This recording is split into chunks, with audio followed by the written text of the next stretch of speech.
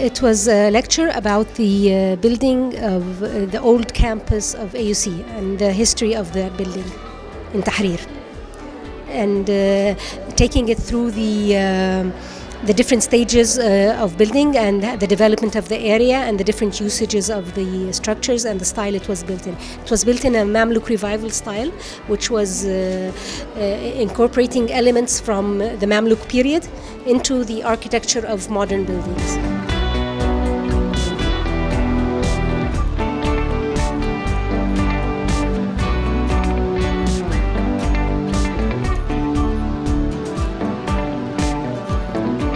The new campus here was a purpose-built campus.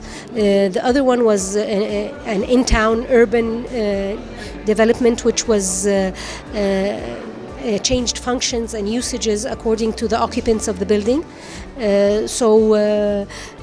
So I would say they're different in that. In building the campus here out in Tajammu, I would say that still the university kept its identity of a bit of what's called the Arabic style in the building itself.